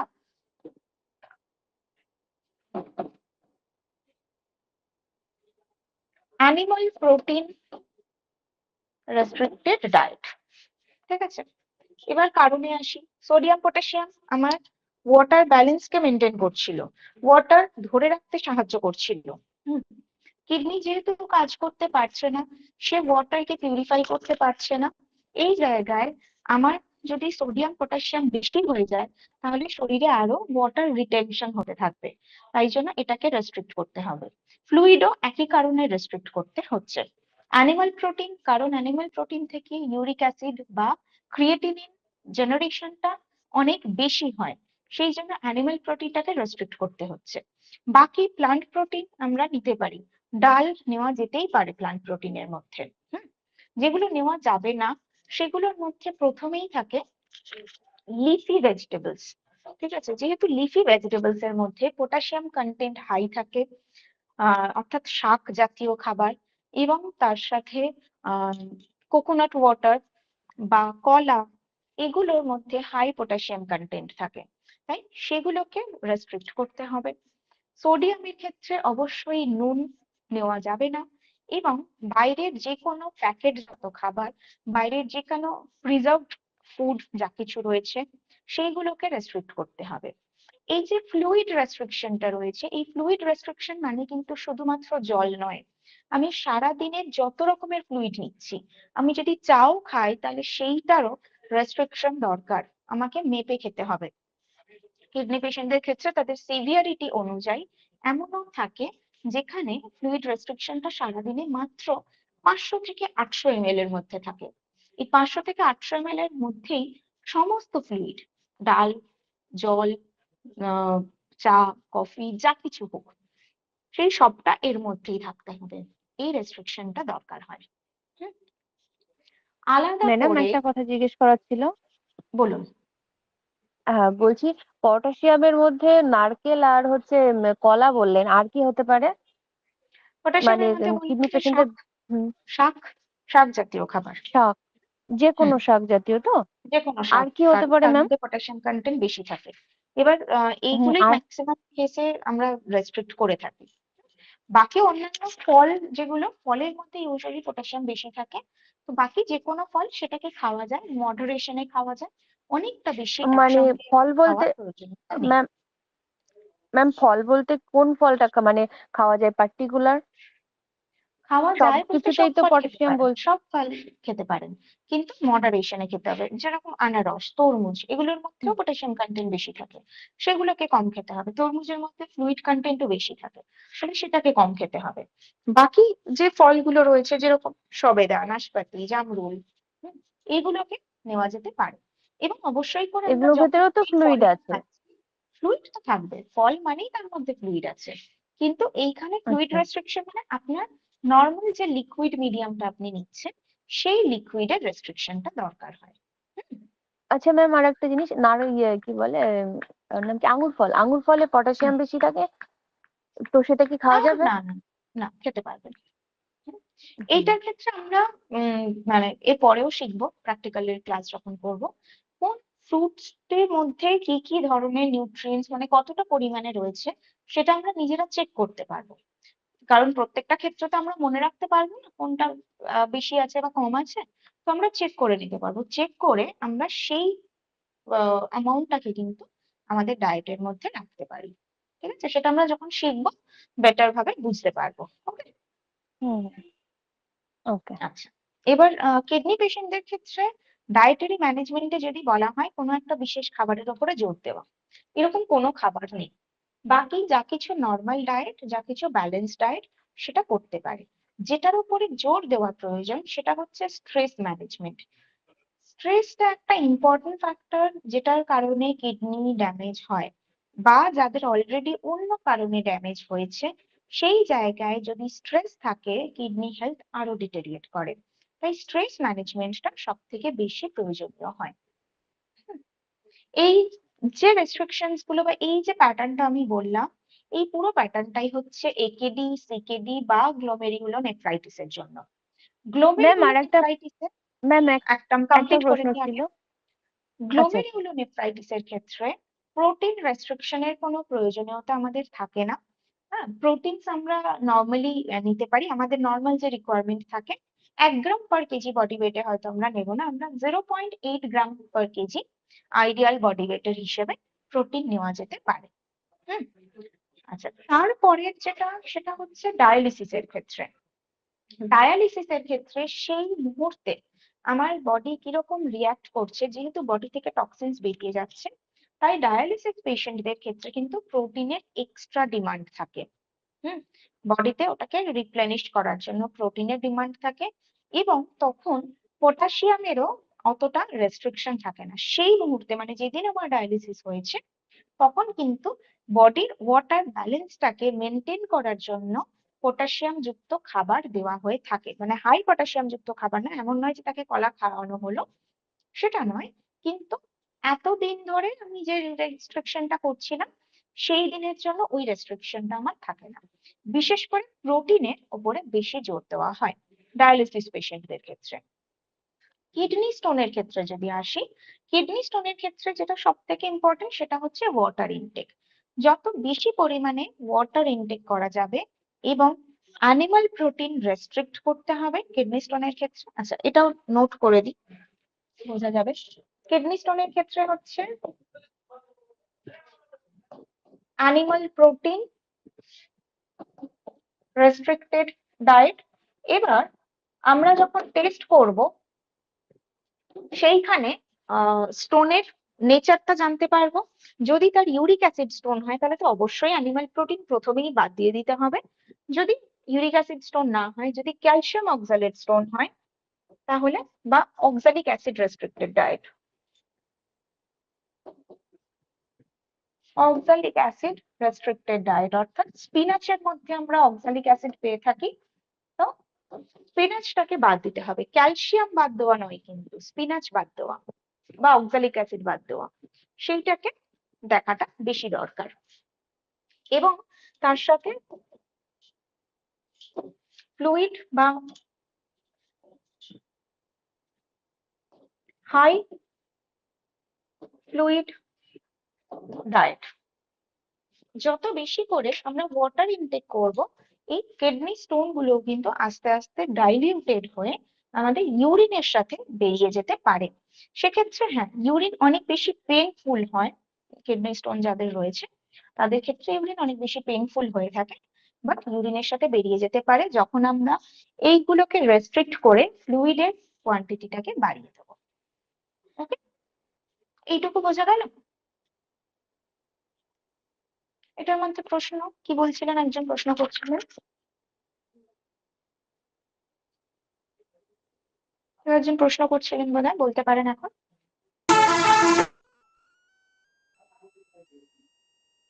আচ্ছা, তাহলে এইটা গেল আমাদের মোটামুটি কিডনির ক্ষেত্রে। হ্যাঁ, এবারে আমরা যতই ডায়েটারি ম্যানেজমেন্ট কিডনির ক্ষেত্রে করি না কেন, আমাদেরকে মনে রাখতে হবে কিডনি যে ডিসঅর্ডার গুলো সেটা কিন্তু খুব সিভিয়ার ডিসঅর্ডার। তাই চট করে যে কোনো কিডনি পেশেন্টকেই আমরা হঠাৎ করে আমরা এতদিন ধরে মেটাবলিক সিনড্রোমকে ব্যাটার করার জন্য যে ডায়েটটা দিচ্ছিলাম, প্রত্যেকটা কিডনি পেশেন্টকে কিন্তু আমরা সেই রকম ডায়েট দিতে পারবো না। তোমাকে সেখানে সোডিয়াম পটাশিয়ামের ব্যালেন্সটা দেখে বুঝে তারপরে তাকে সেই ডায়েটটা দিতে হবে। হুম, তাই জন্য অবশ্যই তার প্রপার রিপোর্টস দেখে অ্যানালিসিস করে তবেই আমাদেরকে সাজেস্ট করা উচিত। ওকে, ম্যাম ডায়ালিসিস পেশেন্টদেরকে ডায়েট চার্ট কিভাবে দেওয়া হবে? তার মানে ডায়ালিসিস সকাল থেকে পেশেন্টদের রাত ক্ষেত্রে, পর্যন্ত হ্যাঁ, খাবার ডায়ালিসিস দাবার পেশেন্টদের কিভাবে? ক্ষেত্রেও আমরা নর্মালি তাদের প্রোটিন ইমপ্রুভমেন্টের জন্য, এবং এই ক্ষেত্রে একটা জিনিস দেওয়া হয় যে অনেক ক্ষেত্রে মানে ডায়ালিসিস হচ্ছে মানে তার তো কোনো হসপিটাল বেসড হচ্ছে, তো হসপিটাল থেকে হ্যাঁ, অলরেডি কিছু সুপার ফুড বা সাপ্লিমেন্ট মানে প্রোটিন পাউডার জাতীয় কিছু সাজেস্ট করা হয়ে থাকে ইউজুয়ালি। কারণ ডায়ালিসিস পেশেন্টদের ক্ষেত্রে হাই ক্যালোরি এবং হাই প্রোটিন ডিমান্ড থাকে, হুম, যেটা সবসময় হ্যাঁ, আমরা খাবার দিয়ে পূরণ করতে পারবো না, কারণ প্রত্যেকটা খাবারের মধ্যে যেগুলো রেস্ট্রিক্ট করা সেই নিউট্রিয়েন্টস গুলোও রয়েছে। সাপ্লিমেন্ট ফর্মে নিলে যেহেতু কনসেন্ট্রেটেড নিউট্রিয়েন্টটাই আমরা পাই, সেই জন্য সাপ্লিমেন্ট গুলোকে বেশি এনকারেজ করা হয় ডায়ালিসিস পেশেন্টের ক্ষেত্রে। আর যদি আমরা আচ্ছা প্লেন ডায়েটের মধ্যে আসি, তাহলে আমরা নর্মালি আমরা যে ফুড নিচ্ছি অর্থাৎ সিরিয়ালস, পালসেস এর পরিমাণটা আমাদেরকে বাড়াতে হয়। ডাল জাতীয় খাবার, ডালের পরিমাণটা, সেদ্ধ ডাল, কাঁচা নয় অবশ্যই, সেদ্ধ ডাল, এটার পরিমাণ বাড়াতে হয় এবং কিন্তু ফাইবারের মধ্যে ডায়ালিসিস হোল পেশেন্ট, গ্রেনস রাখতে হ্যাঁ হয়। হ্যাঁ, বলুন। বলছি ডায়ালিসিস পেশেন্টদের ডাল খেতে তো সম্পূর্ণভাবে বারণ করে দেয়। হ্যাঁ, তার বদলে তাদেরকে অ্যানিমাল প্রোটিন দেয়, দেখবেন অ্যানিমাল হ্যাঁ, প্রোটিনে প্রচুর বারণ করে পরিমাণে না। অ্যানিমাল প্রোটিন, হ্যাঁ প্রচুর হ্যাঁ, পরিমাণে ডিম মাছ মাংস প্রচুর পরিমাণে খেতে বলে, হুম, কিন্তু ডাল খেতে পুরোপুরি বারণ করে দেয়। এটা আর সব প্রবলেম হুম একটাই, ওই ক্রিয়েটিনিন বা ইউরিক অ্যাসিড লেভেলটা বেড়ে যাওয়ার জন্য। এবার রিসেন্ট স্টাডিজে কিন্তু দেখা গেছে যে অ্যানিমাল প্রোটিনে ক্রিয়েটিনিন বেড়ে যাওয়ার চান্স বেশি থাকে compared to the plant protein. তাই প্লান্ট প্রোটিন আমরা পেশেন্টকে দিতে পারবো। সেই জায়গায় যদি আমি অ্যানিমাল প্রোটিন নিই, তাতে আমার ক্রিয়েটিনিন লেভেল বেড়ে যাওয়ার চান্স অনেক বেশি থাকে। সেই জন্য অ্যানিমাল প্রোটিনকে যদি টোটালি অফ করে দেওয়া যায়, তাহলে প্লান্ট প্রোটিন হুম নেওয়া যায়। এবার কেন অ্যানিমাল প্রোটিন আহ, বেশি নিতে বলে? কারণ প্রোটিনের অ্যাবজর্পশন রেট, প্লান্ট প্রোটিন নিলে আমি ততটা অ্যাবজর্ব করতে পারবো না যতটা অ্যানিমাল প্রোটিন নিলে পারবো। কিন্তু সেই জায়গায় প্রোটিনের রিকোয়ারমেন্ট যদি আমাকে ফুলফিল করতে হয় শুধুমাত্র অ্যানিমাল প্রোটিন থেকে, তাহলে অনেকটা নিতে হবে। সেই অনেকটা নেওয়ার কারণে অনেকটা ইউরিক অ্যাসিড বা ক্রিয়েটিনিন জেনারেট হবে। সেই জন্য আমাদেরকে কি করতে হবে, প্লান্ট প্রোটিন নেব, কিন্তু প্লান্ট প্রোটিনটা মিক্স করে নিতে হয়। হুম, মানে মিক্সচার অফ ডাল আমরা রাখতে পারি বা হোল গ্রেনস তার সাথে ডালকে অ্যাড অন করতে পারি, যেটা খিচুড়ি ফরম্যাটে, সেই ফরম্যাটে আমরা রাখতে পারি। হুম, মানে সব সবজি দিয়ে অল্প চাল ডাল দিয়ে যে মিক্স করে হয় হ্যাঁ, সেটার কথা বলছেন? হ্যাঁ, আর বলছি ম্যাম সবজির ভেতরে কি কি খাওয়ার বারণ থাকতে পারে ডায়ালিসিস পেশেন্টদের? সবজির ভেতরে শুধুমাত্র শাক জাতীয় খাবারটাই বন্ধ রাখা উচিত। বাকি আর অন্য কোনো সবজি আমি খেতে পারি, আমরা সেটাতে অসুবিধা হয় না। আর ইউজুয়ালি আমরা আলু বা রাঙালু এগুলোকে খোসা শুদ্ধ খাই না, খোসা ছাড়িয়েই খাই। তো এই খোসার মধ্যে পটাশিয়াম কন্টেন্ট থাকে, তাহলে খোসাটা যখন আমরা ফেলে খাচ্ছি তখন পটাশিয়ামটা অলরেডি রেস্ট্রিক্ট হয়ে যাচ্ছে। আর বাকি কিন্তু সমস্ত ডায়ালিসিস সবজি আমরা খেতে পারি। কিন্তু ডায়ালিসিস স্টার্ট হওয়ার পরে কোনো হুম, কিছুই খেতে দেয় না, যেমন আপনি বললেন আলু থেকে শুরু করে কোনো কিছু না, জাস্ট লাউ চাল কুমড়ো পটল, ব্যাস এই তো খাবার। এই সেরকম ভাবে কারণেই পেট সয়াবিনও খেতে খিটখিটে দেয় না। হয়ে যায়। হ্যাঁ, তো এই আমি কারণেই আমি খিটখিটে জিজ্ঞেস হয়ে যায়। করছি, আমি হুম, জিজ্ঞেস করছি ম্যাম যে হচ্ছে আমি যে প্ল্যান্ট মানে আহ, কি বলবো মানে যে সবজি দিয়ে বা গ্রিন জুস যেগুলো হয়, হুম, মানে কি হুম। কি খাওয়া যাবে আপনি যদি আমাকে একটুখানি হেল্প করতেন তো আমার খুব ভালো গ্রিন হতো। জুস আই বলতে মিন আমরা আমি শাকের নিজে জুস ডায়ালিসিস খাবো না। পেশেন্ট। আচ্ছা, হ্যাঁ, গ্রিন জুস বলতে আমরা কখনোই কিন্তু লিফি ভেজিটেবলস এর জুস, মানে গ্রিন জুস বলতে আমরা ওটাই বুঝি। বাট আমরা হুম ডায়ালিসিস এর ক্ষেত্রে ওই শাকের জুস বা গ্রিন জুসটা খেতে পারবো না। সেখানে আমরা হুম নর্মালি ভেজিটেবলস কে স্টিম করে নিতে পারি। সেখানে আমরা আলু নিতে পারি, কারণ আলু না হলে আপনার এনার্জি আসবে না। তো আলু নেওয়া যেতে পারে, রাঙালুর বদলে প্লেন আলু আমরা নিতে পারি, আলু বয়েলড অবস্থায় খোসা ছাড়িয়ে সেটাকে নেওয়া যেতে পারে। বাকি সবজির মধ্যে ধরুন এখনকার যে সবজি, সেই হুম সবজিগুলো নিতে পারি বয়েলড করে। বয়েল করে, মানে ধরুন গাজর বা বিট, এগুলো অনেক ক্ষেত্রে বারণ করে অনেকে, বাট ইউজুয়ালি প্রয়োজন হ্যাঁ, নেই। আমরা আমাদের যদি ডায়ালিসিস ইউনিটে এটা পুরোটাই বারণ আছে। আমি যার জন্য বারে বারে জিজ্ঞেস করছি আপনাকে যে কি হ্যাঁ খাবো। অ্যাকচুয়ালি আমি আমার ক্রিয়েটিনটাকে নর্মালে আনতে পারছি না। এখন হুম, বর্তমানে ক্রিয়েটিন আছে 11, ঠিক আছে? তো তাহলে সেই জন্য ভাবুন 11 ক্রিয়েটিনটাকে, মানে আপনি সবকিছু বন্ধ করেও 11, তো হ্যাঁ, আপনি নিজেও ইভেন বুঝতে আরেকটা পারছেন যে জিনিস, এগুলোর সাথে কোনো কানেকশন নেই। কোনো কানেকশন নেই। ইভেন আমি আরেকটা জিনিস যেটা বলতে চাই, সেটা হচ্ছে আমি মানে অ্যানিমেল প্রোটিন যখন পুরোটা বন্ধ করে দিচ্ছি, ঠিক আছে, হুম আমি এবার আমাদের এদিকে ইউনিটে এইগুলো খাবার সবকিছু বারণ। এবার সেই হিসেব হুম করে আমি যখন খাচ্ছি, তাতে করে এতটা পরিমাণে উইক হয়ে যাচ্ছি যে আমি চলতে পারছি না। হুম এতটা পরিমাণে উইক আপনাদের হয়ে কোনো যাচ্ছে আমি প্রোটিন চলতেই পাউডার পারছি না। সাজেস্ট করেনি? না, কোনো প্রোটিন পাউডার আমাদের এখান থেকে দেয় না। শুধু বলে অ্যানিমেল হুম প্রোটিন, শুধু মাছ, মাংস, ডিম প্রচুর পরিমাণে খেয়ে যাও। মানে সারাদিনে 500 মাছ মাংস মাংস খাও ডিম তাতেও কোনো প্রচুর সমস্যা নেই। পরিমাণে খেলে আপনার ক্রিয়েটিনিন লেভেল প্রচুর পরিমাণে বাড়তে থাকবে। আর অ্যানিমাল আমি প্রোটিনটা খেতেও আপনি পারি বন্ধ না। করুন একদমই, কিন্তু এই আমি যে ওটা উইক হয়ে আমি যাচ্ছে, হ্যাঁ, হ্যাঁ, উইকনেসটাকে কাটানোর জন্য আপনাকে প্রোটিন নিতে হবে, কার্বোহাইড্রেট নিতে হবে। আপনি স্টার্চি ফুডস, মানে ধরুন হোল গ্রেনস আমরা রাখতে পারি, হুম, যে কোনো হোল গ্রেনস মানে সিরিয়ালস, হোল আনপলিশড সিরিয়ালস, এটা আপনি হুম, রাখতে পারেন। সেটা একদম পুরো প্লেন পালিশ করা চাল নয়, ডিকি চাটা চাল যেটা হয়, সেটা হতে পারলে হ্যাঁ, খুব আমি ভালো হয়। ব্রাউন রাইস গুলো নিয়ে আসি, ওগুলো খাই। হুম সেটাকে ভালোভাবে বয়েল করে আমাদের খেতে হবে। এবং ডাল মানে প্রোটিনের মধ্যে, প্লান্ট প্রোটিনের মধ্যে আপনি সয়াবিন আপনাকে বারণ করেছে, তাহলে সয়াবিনটা কিভাবে আপনি নিতে পারেন সেটা খুব ইম্পর্টেন্ট। সয়াবিনটাকে আমরা নেব, ইনফ্যাক্ট আমাকে কিন্তু এটাও বুঝতে হবে সয়াবিনের মধ্যে যে আয়রন কন্টেন্টটা রয়েছে তার অ্যাবজর্পশন রেট কিন্তু অন্যান্য প্লান্ট প্রোটিনের তুলনায় অনেকটা বেশি। প্রায় হুম, 7% আয়রন আমরা অ্যাবজর্ব করতে পারি সয়াবিন থেকে, যেখানে অন্যান্য প্লান্ট প্রোটিনের থেকে আমরা অনলি 2 to 3% আয়রন অ্যাবজর্ব করতে পারি। সয়াবিন নিতে পারেন, কিন্তু সয়াবিনকে খুব ভালোভাবে জলের মধ্যে ভিজিয়ে বা সেটাকে বয়েল করে খোসা ছাড়িয়ে সেটাকে আপনি নিতে পারেন, সয়াবিনের মানে যে দানাটা সেটার জন্য। দানাটা। হুম, এটা করা যেতে পারে। নেক্সট হচ্ছে ডালের মধ্যে আপনি সব ডাল নিতে পারেন, কিন্তু ডালটাকে আগে থেকে ভিজিয়ে রাখবেন, ভিজিয়ে রাখার পরে জলটা ফেলে দিয়ে তারপরে সেই ডালটাকে সেদ্ধ করে আপনি নিতে পারেন, ঠিক আছে?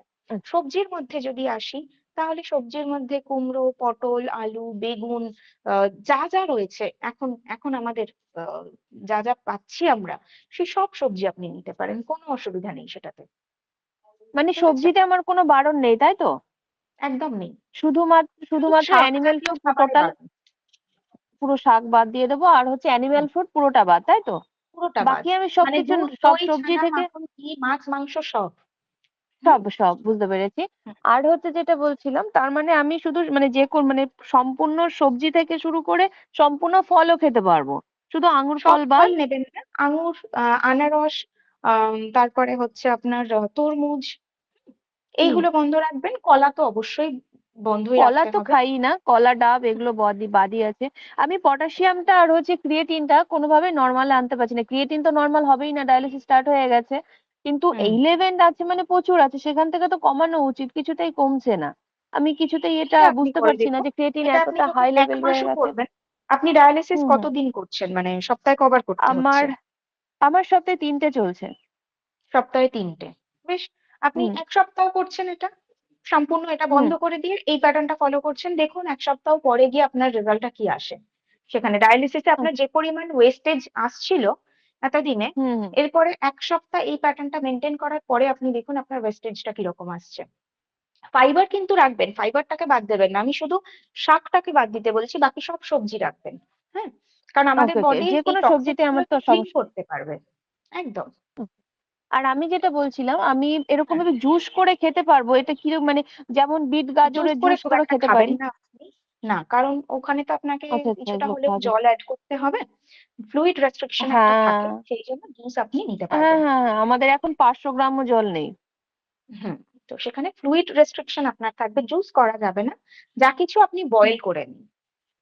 বয়েল করে সেটাকে খেতে হবে। হুম ওকে। পটাশিয়াম আর ক্রিয়েটিনটা নিয়ে খুব সমস্যার মধ্যে আছে। আরেকটা জিনিস যেটা বলছি, বিপি তো হুম প্রচন্ড পরিমাণে হাই থাকে, কোনোভাবেই হুম সেটা আমি কন্ট্রোলে আনতে পারছি না, মানে কোনোভাবেই না। আমি ফিওনার হচ্ছে ইয়ে কি বলে ওর নাম, সাহারা প্রোডাক্টও ইউজ করছি। হুম। ফিওনার প্রচুর প্রোডাক্ট ইউজ করি আমি। তো তাতে করে কোনো রকম ইয়ে করতে পারছি না, কোনো কিছু বিপি কমছে না। কোন আর তারপরে প্রোডাক্ট ইউজ করে কিন্তু এই সিচুয়েশন ঠিক হওয়ার নয়, আগে না, ডায়েটটা ঠিক মেডিটেশন করতে করছি হয়। তো না। হুম এবার মানে মানুষের তো মেডিটেশন, আমার অ্যাকচুয়ালি মানে ডায়ালিসিস যখন স্টার্ট হয়ে গেছে আমি তো ভীষণই পুরোটাই ডিসব্যালেন্স আছি। হুম তো হুম সেখানে মেডিটেশন করছি, ইভেন প্রোডাক্ট গুলো ইউজ করছি। আবার হচ্ছে ইয়ে কি বলে জানো, ইমিউনিটি পাওয়ার একদম জিরো ম্যাম। তাই তো হবে। ইমিউনিটি পাওয়ার একদম জিরো, মানে যে কারণের জন্য আহ, হাওয়া লাগছে, সর্দি লেগে যাচ্ছে, হুম এমন একটা ব্যাপার। আর আরো একটা জিনিস যেটা হয়েছে, এটা রিসেন্ট হয়েছে, দিন 15-20 মধ্যে হয়েছে। আহ, হালকা হালকা কফ উঠছে, তাতে করে হালকা হালকা ব্লাড আসছে। হুম তো এই ব্লাডটা মানে আসছে কি যে কিসের জন্য বুঝতে পারছি না। আমার তো মনে হয় এটা ইমিউনিটি পাওয়ার জিরো জন্য হয়তো মানে কোনোভাবে ইনফেকশন হচ্ছে ভেতরে। হুম এবার কি বলুন তো অবশ্যই। ম্যাম, আমি ভীষণ ভীষণ একটা প্রবলেমে আছি, যেটা হচ্ছে আমাকে এলোপ্যাথিতে পুরোপুরি আমি মানে কি বলবো, আমাকে পুরোপুরি শেষই করছে এলোপ্যাথি লাইনে। আমি যদিও স্যারের কাছে গেছিলাম, কিন্তু স্যার আমাকে এইভাবে অনেক কিছু বলেছিলেন, কিন্তু সেইভাবে চলছি। 1 বছর কাছাকাছি হয়ে গেল স্যারের কাছে গেছিলাম, কিন্তু হুম আমি ডায়ালিসিসটাকে স্টপ করতে পারছি না। তো স্যারের কাছে আমি কোনোভাবে এসেছিলেন ডায়ালিসিস, যখন, তাহলে তো স্যার নিশ্চয়ই একটা প্যাটার্ন, ফুড প্যাটার্ন বলে দিয়েছিলেন, মানে এই প্যাটার্নটাই তো নিশ্চয়ই ফুড আপনাকে প্যাটার্ন, গাইড করেছিলেন। হ্যাঁ হ্যাঁ বলেছিলেন, আমি এভাবেই খেয়েছিলাম। আর তখন আমাকে আরো জুস ফুস খেতে বলেছিল। তো তখন হুম তো মানে মাস 2-3 হয়েছিল ডায়ালিসিস স্টার্ট হওয়া, তখনই গেছিলাম ওখানে। তখন জলের আচ্ছা। পরিমাণটা কম ছিল, এখন যেমন 500 তখন অতটা ছিল না, 1 লিটার ছিল। হুম তো যার জন্য জুস ফুস খেতাম, কিন্তু তাতে হুম করেও কোনো কিছু হয়নি। ইভেন ওই যে হট থেরাপি যে আছে না, হট ওয়াটার হুম থেরাপিটা, হুম ওটা পর্যন্ত করেছি, কিন্তু ক্রিয়েটিনটাকে আমি কোনোভাবে কমাতে পারছি না। কারণ আপনাকে অ্যানিমাল প্রোটিন খেতে হচ্ছে। অ্যানিমেল অ্যানিমাল প্রোটিনটা প্রোটিন খেতে হচ্ছে। একমাত্র ওটা থেকেই তো ক্রিয়েটিনিন লেভেল জেনারেট হবে। আমি ক্রিয়েটিনিন অ্যানিমেল লেভেল আপনি প্রোটিনটাকে কমাবেন কি মাঝে, করে? কি বলুন তো ম্যাম, আমি না অ্যানিমাল প্রোটিন মাঝে মাঝে দুম করে বন্ধ করে দিই, 1 মাস 2 মাস খেতেই চাই হুম না, মানে আমি অ্যাকচুয়ালি খেতেই পছন্দই করি না। কিন্তু হুম এত পরিমাণে উইক হয়ে যায় যে আমি ডায়ালিসিস নিতে পারি না, বুকে প্রচন্ড ব্যথা করে যখন হুম ডায়ালিসিস হয়। অ্যাকচুয়ালি ডায়ালিসিসটা 3.5 ঘন্টা 4 ঘন্টার জার্নি। তো সেটা হুম আমার 2.5 ঘন্টা 3 ঘন্টা হতে হতেই বুকে ভীষণ পেন হয়, যে হুম কারণের জন্য আমি ডায়ালিসিসটাকে ফুলফিলও করতে পারি না। এবার আমি হুম যদি ডায়ালিসিসটা ফুলফিল না করছি, তাতে করে আমার যে মানে আরো 2-3টে দিন আমাকে যে মানে করে হুম যেতে হবে, আমি সেটা পারছি না। তখন আমার হুম শ্বাসকষ্ট হচ্ছে, খেতে পারছি না, সম্পূর্ণ বন্ধ। হুম আর আরো একটা জিনিস যেটা বলছি ম্যাম, আমার খাবার দাবার মানে মাসের মধ্যে হয়তো আমি মানে কি বলবো 20 দিন খেতে পারি না, 10 দিন খেতে পারি, এমন একটা ব্যাপার হয়ে থাকে। হুম যার জন্য উইকনেসটা প্রচুর পরিমাণে, উইকনেসটা আমি ঠিক করতেই পারছি না কোনোভাবে। বুঝতে পারছি। তো এক্ষেত্রে আপনার যেটা মেইনলি দেখা, সেটা হচ্ছে এই যে উইকনেসটা আসছে, এটা আপনাকে কার্বোহাইড্রেট দিয়ে ফিল আপ করতে হবে। মানে যেরকমটা বললাম, স্টার্চি ফুড, আপনি হুম। স্টার্চি ফুডটা আপনাকে নিতে হবে, এবং তার সাথে প্রোটিন, এটা ছাড়া কিন্তু আর কোনো উপায় নেই অপশন নেই। প্রথমত। হ্যাঁ, আর সেকেন্ড হচ্ছে ভিটামিন সি যুক্ত খাবার। এবার ম্যাক্সিমাম ক্ষেত্রে কি হয়, ভিটামিন সি এর সাথে সাথে পটাশিয়ামটাও চলে আসে। যদি লেবু হ্যাঁ খেতে বলি, হ্যাঁ, তাহলে লেবুর মধ্যেও পটাশিয়াম রয়েছে, তাহলে ভিটামিন পটাশিয়াম, সিটা হ্যাঁ। আপনি ওইখান থেকে পাচ্ছেন না। সেই জন্য হুম। অন্তত পক্ষে আমরা বাকি অ্যান্টিঅক্সিডেন্ট যেগুলো রয়েছে, সেইগুলোকে অন্তত পক্ষে আমাদের রেগুলার রুটিনের মধ্যে রাখা। হুম সেটা একটুখানি মেনটেন করতে পারলে ভালো। অর্থাৎ ভিটামিন এ যুক্ত খাবার, বা আহ, ভিটামিন ই যুক্ত খাবার। ই যুক্ত মানে সেখানে আপনি নাটস নিতে পারেন, কিন্তু আগেন নাটস এর ক্ষেত্রেও তাই, ওটাকে সম্পূর্ণরূপে জলে ভিজিয়ে রেখে খোসাটা ছাড়িয়ে নাটস, যে কোনো রকমের বাদাম, বিশেষ করে আখরোট বা কাঠবাদাম, এটাকে আপনি রেগুলার বেসিসে নিতে পারেন কিন্তু। ঠিক আছে। আর এরপরে আমি এই যদি বাদামগুলো আমরা যে, হ্যাঁ বলুন, হুম হুম বলুন বলুন। বাদামগুলো যে আমি খাবো, বাদামগুলো খেলে পরে প্রেশার প্রচুর বেড়ে যাচ্ছে ম্যাম, আমি এগুলো খেয়েছি, স্যার আমাকে হ্যাঁ, কারণ এভাবে তার সাথে তো বলেছিলেন, আপনি কিন্তু বাকি জিনিসগুলোও আমি, খেয়েছেন, যেগুলো রেস্ট্রিকশন করার, সেইগুলোকে আগে রেস্ট্রিক্ট করুন। ঠিক আছে, সেগুলোকে রেস্ট্রিক্ট করে দেন অ্যাকচুয়ালি আপনি ম্যাম সত্যি প্রোটিনটাকে কথা বাড়ান। বলতে আমার হুম আমার সেই ডায়েটটা আমি পাচ্ছি না, যে ডায়েটটা আমি ডায়ালিসিস স্টপ করতে পারি। আমি ভীষণ মানে কি বলবো, আর কিছু বলার নেই। বুঝতে পারছি আমি সিচুয়েশনটা ডায়ালিসিসটাকে অ্যাকচুয়ালি, স্টপ করার মানে জন্য অনেক পুরোটাই কিছু ইয়ে একবার করছি, বন্ধ হ্যালো, করতে হয়ে পারছি যাচ্ছে, না। মানে যেটা বন্ধ করছেন হ্যালো। সেটা বন্ধ করার পরে নেক্সট জিনিসটা আপনি করছেন না, সেই জন্য আরো বেশি উইক হয়ে যাচ্ছেন। হুম? তো সেই জন্য যখন আপনি একটা বন্ধ করছেন সাইমালটেনিয়াসলি আপনাকে অন্য প্রোটিনের সাপোর্টটা দিতে হবে। যদি অন্য প্রোটিনের সাপোর্ট না দেন তাহলে তো উইক হবেনি। হ্যাঁ, তো অন্য প্রোটিনের তাহলে সাপোর্টটা আমি দিন নাটস আগে। খেতে পারবো, তাই তো? তাহলে আমি নাটস খাই। নাটস খেতে পারবেন, আগে হ্যালো শুরু করবেন ডাল জাতীয় খাবার দিয়ে। হ্যাঁ বলুন, ওকে। কিছু বলছেন হ্যালো তো? হ্যাঁ হ্যাঁ হ্যাঁ বলুন। আমি বলছি, আমার নাম তপতী দত্ত। ম্যাডাম, আপনার হুম, পারমিশন নিয়ে আমি এক লাইন বলবো। হ্যাঁ বলুন বলছি যে নিশ্চয়ই। হ্যাঁ, আমি আপনি তো একটি বোধহয় পেশেন্ট প্রিভিয়াস ব্যাচের প্রিভিয়াস প্রিভিয়াস ব্যাচে ব্যাচের আমি স্টুডেন্ট। পড়া শুনতাম। আমি প্র্যাকটিক্যালি এই ব্যাচেরই স্টুডেন্ট। আমি আমার মেয়ের আচ্ছা। পড়াটা শুনতাম বা হ্যাঁ, যেটা হচ্ছে যে এই ক্রিয়েটিনিন লেভেল হাই। আমার একটি জানাশোনা পেশেন্ট আছে এবং আমি ট্রিটমেন্ট করেছিলাম। হুম এখন ওর 2 তে চলে এসছে। কিছু ওই শুধু হুম ফিওনার ডায়েট মেনটেন করে আর ফিওনার প্রোডাক্ট খেয়ে। আমি বলতে চাইছি, ওই ম্যাডাম যদি আমার সঙ্গে পরে কথা বলেন, আমি একটু বলিতে পারি আমার অভিজ্ঞতার কথা। আচ্ছা নিশ্চয়ই। আচ্ছা, ঠিক আছে, এটা হ্যাঁ আপনারা হ্যাঁ আর ওই একটু মানে নিজেদের মধ্যে কথা বলে নেবেন। হ্যাঁ আর ওই পেশেন্টের নাম্বারও আমি দিয়ে দিতে পারি, উনি কথা বলে নিতে পারেন। ম্যাডাম, আপনার বাড়ি কোথায়? আমার বাড়ি কৃষ্ণনগরে। আপনি আমার ফোন নাম্বারটা নিয়ে রাখুন, পরে আপনি কল করে নেবেন। হ্যাঁ, আপনি কল ঠিক করবেন আছে? আমাকে। হ্যাঁ। আচ্ছা, আর ঠিক আছে, আমরা 8617 আজকের একটু মতো নাম্বারটা নিয়ে আমাদের নিন। কথাটা এখানে এন্ড আচ্ছা করছি। আচ্ছা। ঠিক আছে, আমাদের ডিসকাশনটা হ্যাঁ এখানে হ্যাঁ এন্ড